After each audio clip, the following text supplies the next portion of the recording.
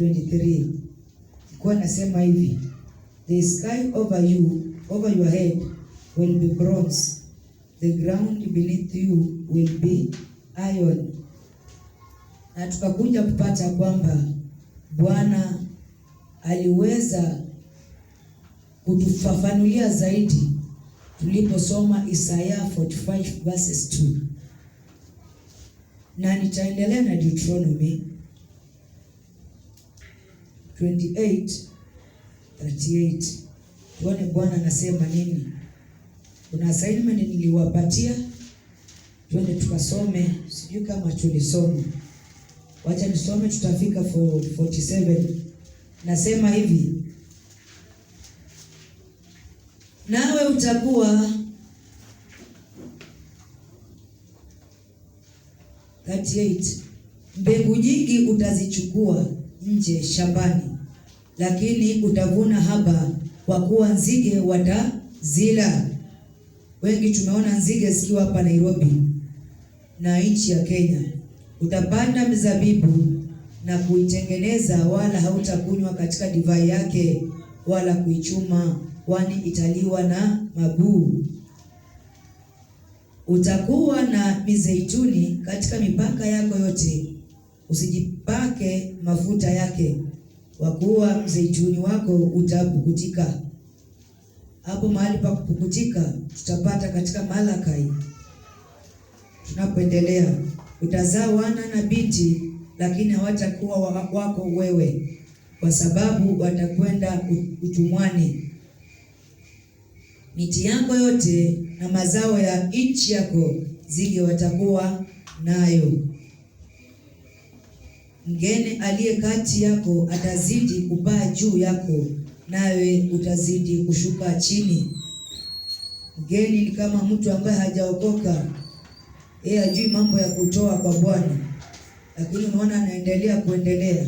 Na ambao mnajua kumtolea Mungu na haumtolei, unaona maisha yako yanazidi kudidimia.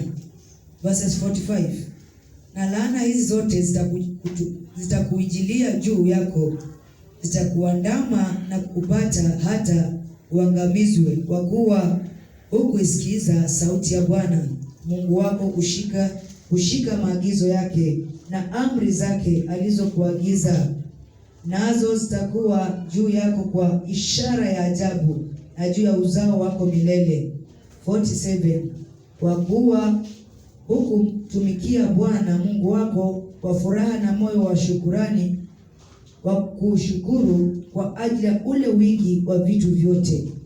Father, in the next few minutes, I decrease that you may increase, I disappear that you may appear. Everlasting King of glory, manifest yourself through your word. In Jesus' mighty name, speak through my voice, see through my eyes, expose every evil and consume every wickedness in our midst. In Jesus' mighty name, amen. Hallelujah. Bwana Yesu asifiwe sana. Tunaona kutotoa kwa Mungu kunafanya Bwana analeta laana ambazo ni kubwa mno katikati mwetu. Haleluya. Tumeona hata nchi ikiharibiwa. Nzige wamekuwa kwenye nchi ya Kenya, imezunguka, njaa imekuwepo, maporomoko yamekuwa, magonjwa yamekuwa ya kila aina.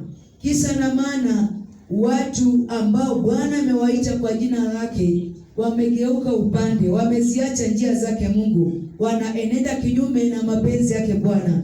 So Bwana anasema kwamba iwapo hautasikiza sauti yake, ukiendelea Deuteronomy 28:58 itakwambia kwamba na kunao mapigo yalikuwa kule Misri, na yale ambayo hayakuwa Misri yatakujilia wewe ambaye haujasikia sauti yake Mungu. So ni vyema tusikie sauti yake Bwana tunapomtolea zaka, sadaka na dhabihu zetu. So kuna maandiko inasema kwamba verses 38, you will sow much seed in the field, but you will harvest little. Hii ndio inatendeka siku hizi. Mtu anaweza panda mahindi akitarajia atapata labda mifuko 100, anakuja anapata mifuko 5 peke yake. za mahindi. Gunia 5 ndizo zinazotoka kwa shamba, na alikuwa anatarajia gunia 100. Inakuwa ni kwamba wewe haujatoa zile dhabihu, sadaka na zaka ambazo Mungu anataka umtolee. Unamwona Cain alipanda mbegu mingi. Cain so much seed, but the sacrifice was blemished before the eyes of the Lord.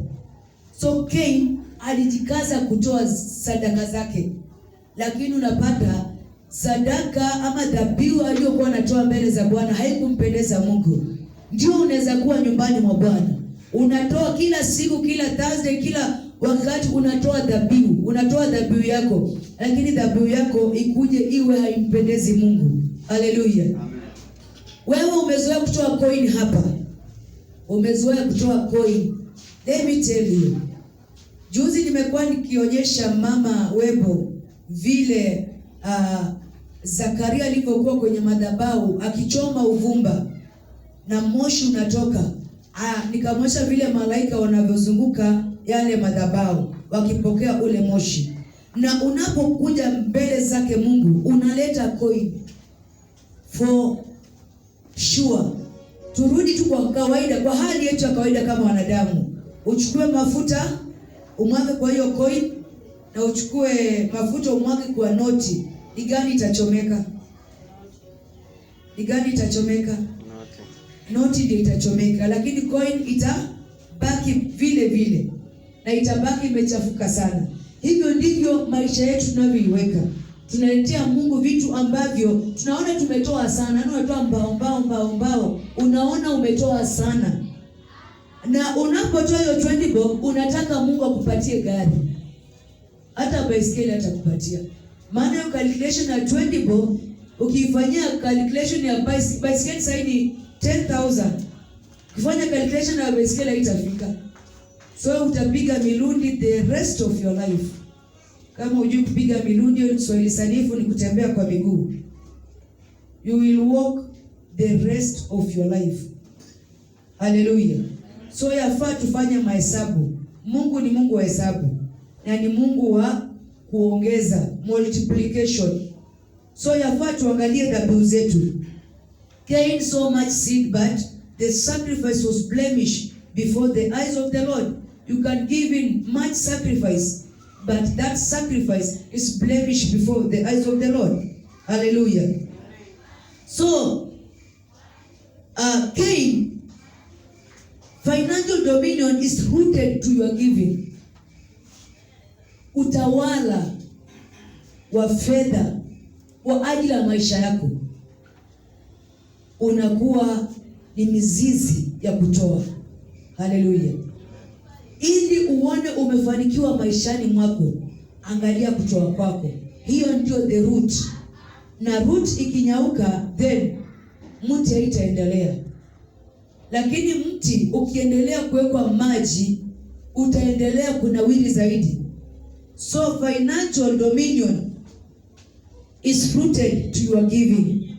Cain and his offering did not give respect to God. Hiyo inamaanisha nini? When we give to God, we honor him. We give God respect. Wewe unapeana heshima gani kwa Mungu? When you give after doing your ABCD at home, after paying your rent, after paying the school fees, after going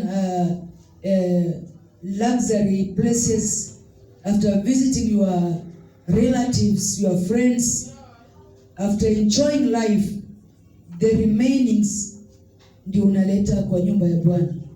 As if God anapenda kukula the remains. Hata ukipewa ugali yenye melala utakula? Hautakula.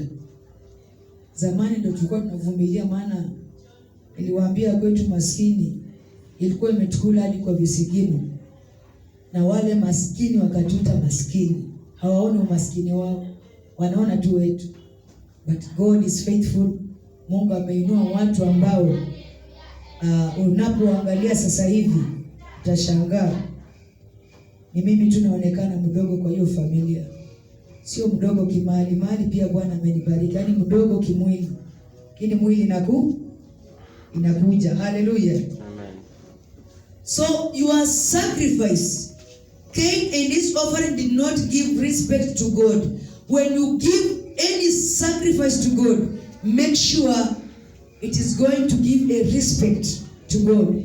Maana huyu Mungu amekupa uhai, na huo uhai unauchukulia hivi hivi. Wacha kuchukulia uhai hivi hivi. Anytime Mungu anaweza utoa.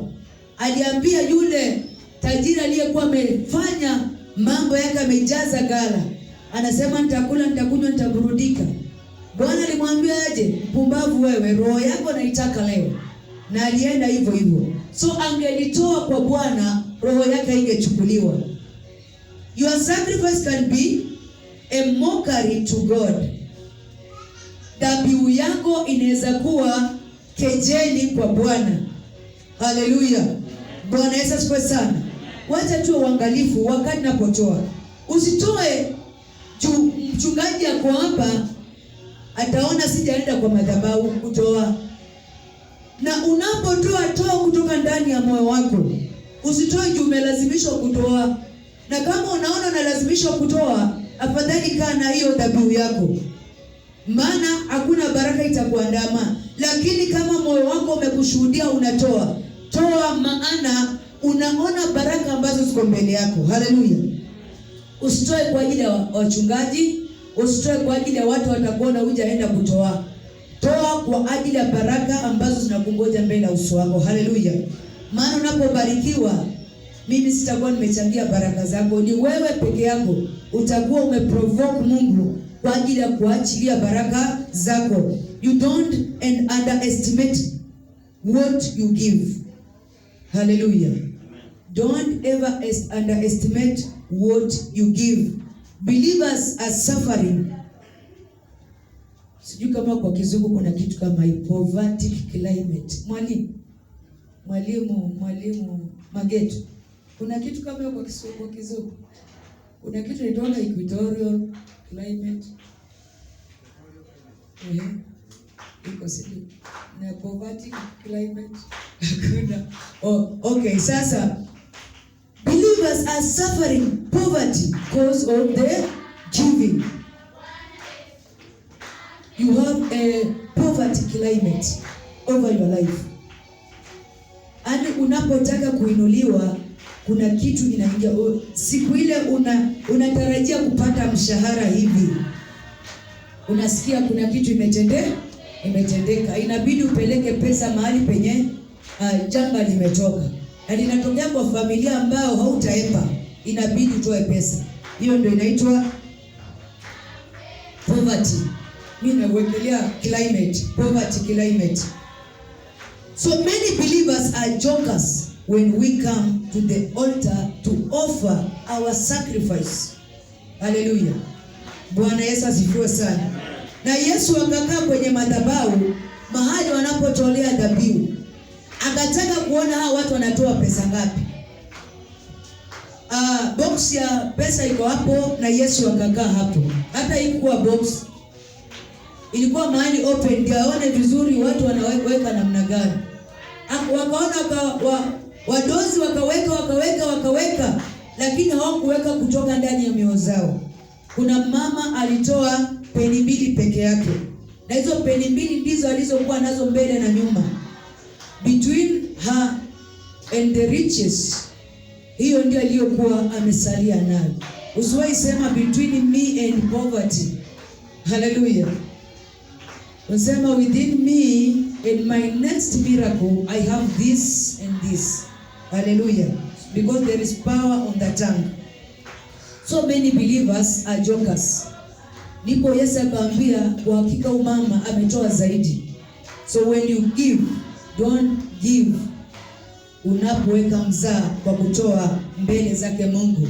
Maana ungelijua kazi ya dhabihu ama kazi ya zaka na sadaka mbele zake Mungu, haungelifanya mchezo.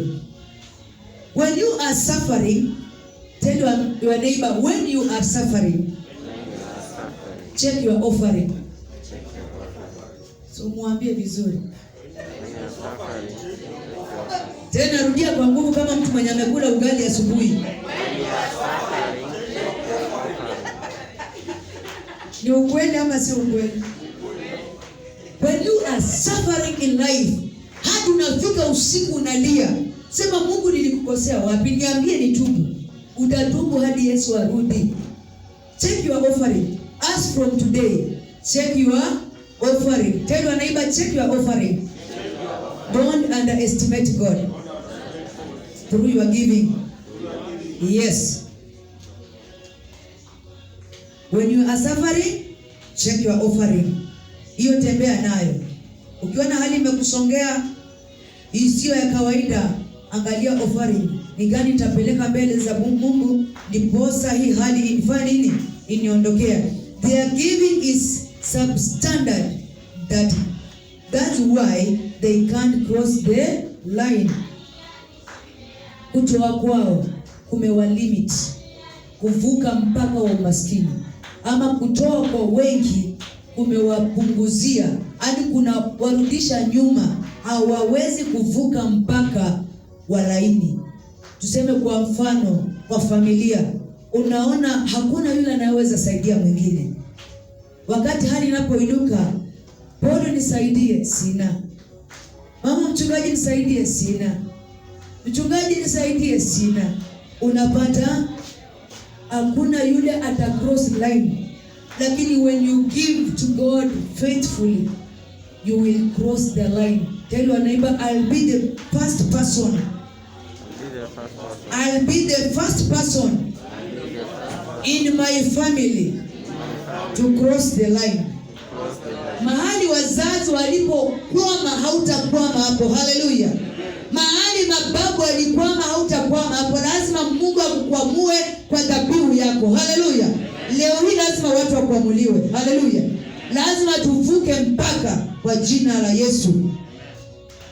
The Bible says in Deuteronomy 16:17, give according to your ability.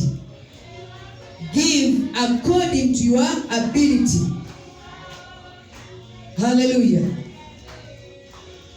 People are living in the stress.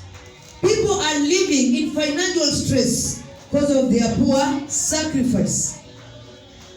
Wanasema niko na stress ya pesa. Bako unashika kichwa. Hata ukishika kichwa, mkono haitakusaidia. Haleluya. Hii mkono itakusaidia tu ukiingiza tu kwa mfuko, utoe pesa ambayo ni sacrifice. Ama angalia kwa nyumba yako, hata kama una pesa, angalia kwa nyumba yako ile TV yako ya 42 inch. Usiangalia ati ni ukubwa. Ni heri ukose kuona zile vipindi zenye unapenda, kina Mario, kina Soltero, achana nazo. Leta hiyo, unasema Bwana nimekubali kuleta kwa madhabahu yako, na Bwana atakutendea. Haleluya. Hadi kile kitu ambacho unapenda sana, lakini usitoe mke wako ama mtoto ama mume wako. Haleluya. Utasema napenda Bwana wangu sana sana, acha nini nimtoe. Leta kile kitu chenye unapenda kwa nyumba yako. Kama unaona ni kioo, kama unaona ni vyombo, kama unaona ni gas, kama unaona ni chenye umependa tu, chenye roho yako inasema nikitoa ndasika nimetingika kiwango. Hiyo ndio Bwana anataka.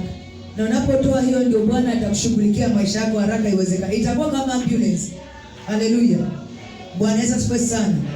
When you are suffering, hiyo tumeona hiyo. People are living in financial stresses because of their poor sacrifice. The color of poverty is well known with them in their lives. The color, unajua poverty na kwanga na color. Nitakueleza hiyo color wakati tukijilia polepole. Nitakwambia color umaskini na color namna gani. They wore a garment of beggar. They wore, wanavaa vazi la kuombaomba, and drink in the well of poverty, kwa sababu ya laana. Hallelujah. So let us go to Malachi.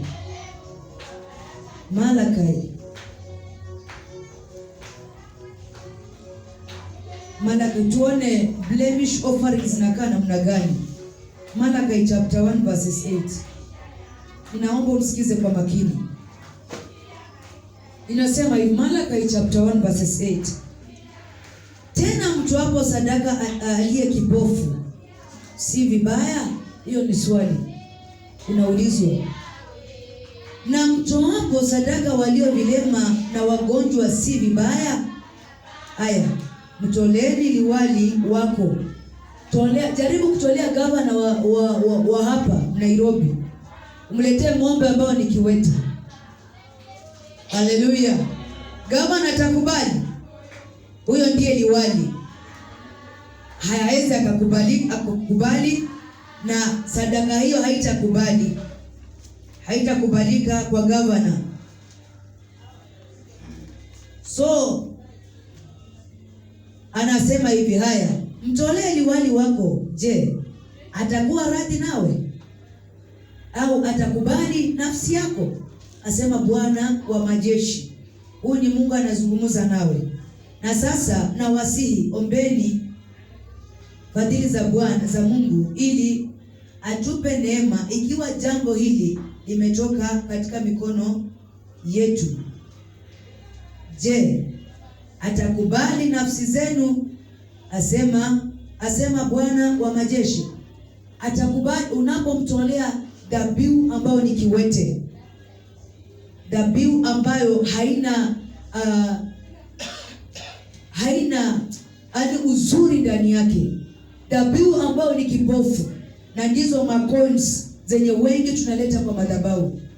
Tunaona tunapendeza Mungu, lakini tunatoa sadaka ambazo ni vipofu. Wengi tunatoa 50. Naona hiyo ndio tunaweza. Kaa ukijua kwamba you are cutting your life with 50-50. You are cutting your salary with 50-50. You are cutting your blessings with 50-50. Bwana atakubariki fully iwapo unamtolea a blemish offering. Verse 11. Kwa maana tokea mawio ya jua hata machio yake, jina langu ni kuu katika mataifa, na katika kila mahali unatolewa uvumba na dhabihu safi kwa jina langu, maana jina langu ni kuu katika mataifa, asema Bwana wa majeshi. Haleluya. Tati nasema kwamba tena tuasema, tazama jambo hili inatuchokesha namna gani? Nanyi mmelidharau. Watu wengi wamedharau kumtolea Mungu. Wanaona ni kama ni mapasta wanajifaidisha kwa ajili ya pesa zao. Sio mapasta wanajifaidisha. Maana wangekuwa ni wao wanajifaidisha peke yao, Bwana hangesema wao ni mboni ya jicho lake. Maandiko inasema watumishi ni mboni ya jicho la Mungu. Maandiko inasema hivyo. Iwapo ni mboni ya jicho la Mungu, si basi tumbo wanapopokea kutoka kwenu, ni Bwana anaachilia baraka kwa ajili yao ili wewe ukainuliwe. Na each and every altar has got a priest. Kila dhabahu liko na kuhani, na kuhani wa hilo dhabahu lazima ateketeze uvumba. Usipoleta uvumba mahali hapa uteketezwe, usipoleta dhabihu mahali hapa iteketezwe na kuhani, unataka nani ateketeze? So 14 nasema kwamba lakini alaaniwa mtu mwenye kudanganya. Wewe ambao unadanganya Mungu kwa matoleo yako, sio mimi nasema, ni maandiko na ni Mungu mwenyewe anasema. Lakini alaaniwe mtu mwenye kudanganya, ambaye katika kundi lake ana mume akaweka nadhiri ili amtolee Bwana kitu kilicho na kilema. Kwa maana mimi ni mfalme mkuu, asema Bwana wa majeshi, na jina langu latisha katika mataifa. Kuna vile unavyoagana labda na mume wako ama na mke wako, mnataka kutoa kwa Mungu kitu fulani. Vile Safira na nani? Anania na Safira walivyoagana, tutauza shamba tulete mbele za Mungu. Walipouza wakaona milioni ni mingi, tupeleke nusu tubaki na nusu. Tunaona hiyo nusu ilikata maisha yao, si ndio? Hiyo 50 unaleta hapa, usikate maisha yako tafadhali.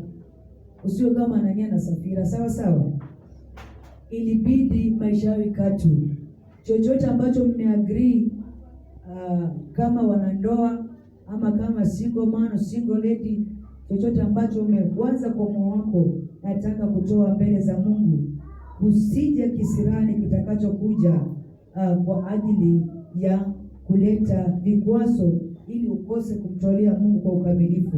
Iwapo ulisema utatoa kiwango fulani ama utatoa kitu fulani, tafadhali wakati ukifika wa kutoa kwa Bwana hakikisha umetoa hicho kitu. Tunapoangalia kwenye maandiko tunampata Suleimani, ambapo tutasoma bali nitawaelezea tu. Solomon gave to God 1,000 bulls. Kuna wengi hata hawana ng'ombe nyumbani ushago. Lakini Solomon alitoa ng'ombe dume, inaitwaje kwa bulls? Ni dume, si ndio? Alitoa ndume 1,000 kwa Bwana. Tangia asubuhi saa 12 hadi jioni saa 12. Bwana akashindwa, na hii moshi ina suffocate mbingu. Unajua kuna wakati uvumba, wakati unapovukizwa na kuhani una suffocate mbingu. Mpaka Bwana anauliza, na hii ni dhabihu ya nani na anataka nini? Haleluya. Kuna mahali tulipata kwa maandiko ya kwamba kunao malaika wanakuja, wanasikia maombi ya wenye haki, wanachukua kaa la moto kwenye madhabahu ya Bwana, wanaweka kwenye bakuli pamoja na maombi ya wateule, wanachukua uvumba, wanaweka ndani, wanaanza kuchoma. Wakianza kuchoma, moshi unaanza kutoka kwa hiyo bakuli ikielekea kwa mapua ya Mungu. Mungu anaponusa, ndio maana unasikia sema maombi ya mwenye haki ni kama manukato mbele za Bwana. Bwana atauliza, ni maombi ya kanisa lipi chini ya jua? Na huyu mchungaji anataka nini? Haleluya. Maana ni mchungaji anayefukiza nini? Uvumba. Haleluya. So napata Solomon alitoa 1,000 bulls hadi Mungu alishindwa. Akaja kwa ndoto akamuuliza, unataka nini? Unataka nikufanyie nini? Maana tutulii mbinguni. Tumeona, tumesikia harufu mzuri, nikafikiria inaisha, bado inakuja. Solomon, unataka nikufanyie nini? Solomon alimwomba tu Bwana, very simple. Ukiwa na simu iko on please. Ukiwa kwa ibada heshimu Mungu. Put flight mode ama uzime kabisa. Then Solomon akamwambia Bwana, nipe hekima na maarifa, nijue jinsi nitakavyotoka na kuingia katikati mwa watu hao. Haleluya. Hapo wengi tunaelewa vile Solomon alifanya. Tunampata Abrahamu. After Abraham had waited for many years, the promise of a child, God alipokuwa amemweleza ya kwamba utakuwa baba wa mataifa, Abraham waited for long, but God did not disappoint him. God came at the right time, at the right moment, after Abraham alipopeana dhabihu kwa Bwana. Naposoma Genesis, hapo ndipo utakapomalizia. Tuangalie Mwanzo 15:18. Siku ile Bwana akafanya agano na Abrahamu. Unapoomba ukisema nimefanya agano na Mungu, hakikisha umefanya agano kwa dhabihu. Usiwahi sema agano kwa mdomo. Agano inafanywa kwa kitu chochote. Hata ukienda kwa wana ndoa, wakati wa wedding, agano inafanywa kwa kuwekewa ring, ili iwe ni kitu ya kukumbusha wewe umeolewa. Haleluya. Agano lingine linakuja kwa kukula keki, meaning that mali yangu ni mali yako na mali yako ni mali ya Haleluya. So siku ile Bwana akafanya agano na Abraham akasema, uzao wako nimewapa nchi hii, kutoka mto wa Misri mpaka huo mto mkuu wa Frati. So kuna vile Abraham alitoa dhabihu.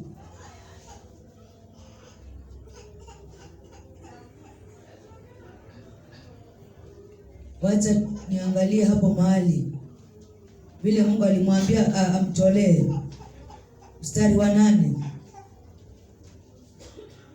Hapo ni conversation ya Abraham na Mungu.